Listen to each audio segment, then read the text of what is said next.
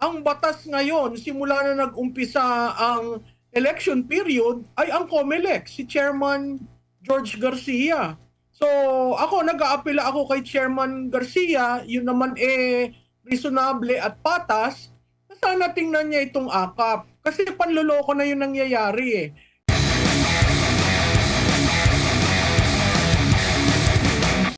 Oo, binigyan kasi ng COMELEC ng go signal na lahat ng proyekto na kasalukuyan ng administrasyon ay pwedeng gawin kasi parte naman yan ng projects ng administrasyon. Ang problema lamang dyan, wala pang implementing rules and regulation. Paano mo yun mapapayagan na wala pang ano yung paraan para mo ibigay? Parang lalabas yan ad hoc dahil may pondong linaan na nasa unprogrammed fund, may program, hindi na unprogram, line item na, may program na linaan pero wala pang pamamaraan kung paano ito i-distribute. So yun yung questionable doon kasi hanggat wala pa yung implementing rules and regulation, technically, you cannot implement a line item. So yun yung medyo controversial dyan na sana makita ng COMELEC at mag-rule ng COMELEC at sabihin ng COMELEC, hindi pwede yan. Opo. Ma'am, doon sa pagdinig, yung kaninang na-inere namin, pagdinig yon sa first part nun, nag-explain ang COMELEC na yes, magbibigay sila ng approval, hindi kasama sila sa hindi mababan, basta merong guidelines at hanggang noong pagdinig na yon last Lunes, ang sinabi ng COMELEC, hindi pa nila pinapayagan kasi nga hindi pa malinaw yung guidelines. Kasi ang sabi doon, minimum wage earner pababa. Paglagpas na hindi ka na magiging qualified.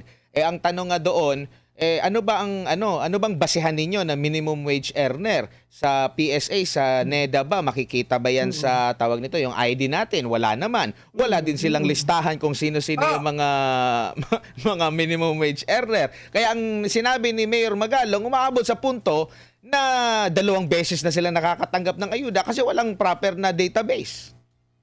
Alam mo, Admar, alarming yan. Oo, hindi pa nila binibigyan ng approval, pero sinabi ba nila yan kay House Speaker?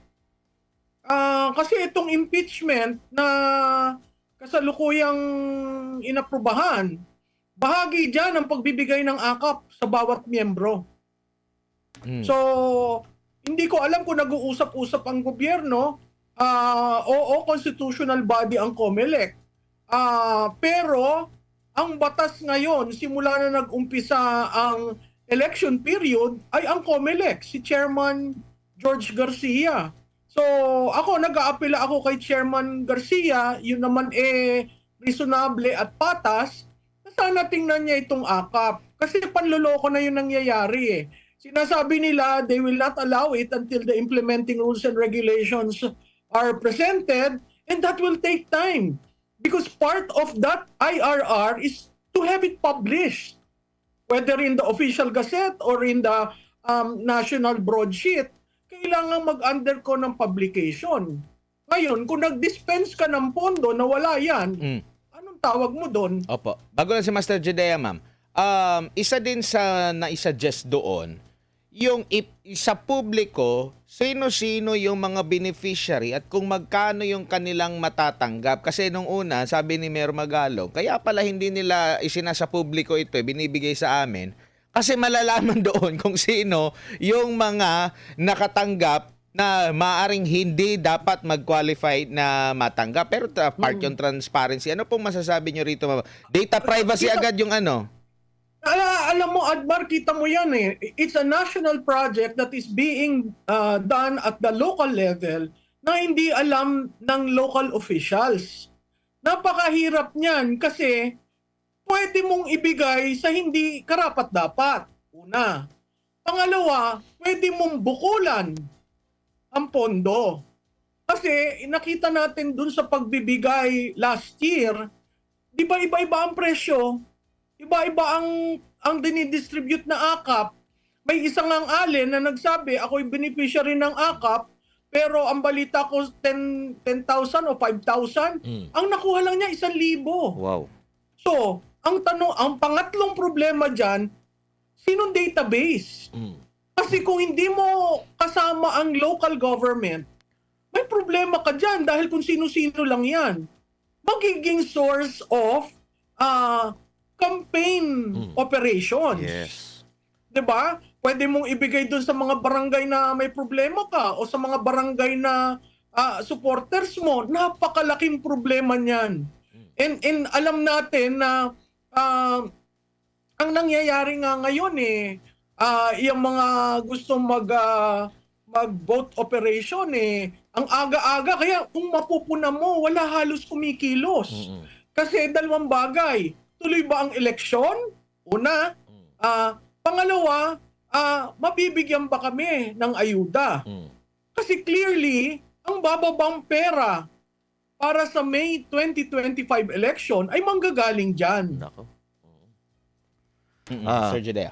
Prof, Master Judea po, Prof, no?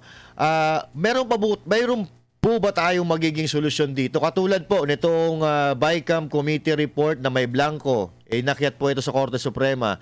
Ito pong sa PhilHealth, inakyat sa Korte Suprema. Ito po ba, na problema ito, pwede po ba iakyat ito sa Korte Suprema? Or sino po ba ang pwede mag-akyat nito para matigil po itong paggastos o paglustay ng pera ng taong bayan na ito? Well, alam mo, taxpayers yan pondo natin yan. So, kahit sino sa atin pwedeng mag-akyat niyan sa Supreme Court. Ako'y natutuwa at ang Supreme Court, nakita naman natin doon sa PhilHealth, Yes, ang po. bilis umaksyon. Nung kinalendar nila, nag-request ka agad. Pero makita mo yung oral arguments, makita mo talaga, alam nila yung issue So ako'y natutuwa doon sa PhilHealth. Hopefully, ganyan din yung sa budget. At isunod natin ito kasi consistently yan. Pera ng taong bayan. Yang itinatapon nila. At hindi tamang paggastos yan. Hindi bali, biro mo yung akap niya, kinuha mo sa 4-piece. Opo. Na imbis na may bagong beneficiaryo dahil nag-graduate yung iba, itinigil nila, kinat nila. So, nakakaawa kasi yung 4-piece, institutional yan. May Republic Act. Yes. Ito namang akap wala. Opo. Ang genesis niyan unprogrammed fund na ngayon naglabanan sila sa BICAM para lahat ay sumang-ayon o sige hahatian ka namin senador. So ganito na lamang ba tayo na ang perang pinaghirapan natin at tayo nagbabayad ng tax, ganito ang paggamit nila? Nakakalungkot kasi ultimo presidente nagsasabi magbayad po kayo ng tax. Paano magbabayad ang mga Pilipino ng taxes nila?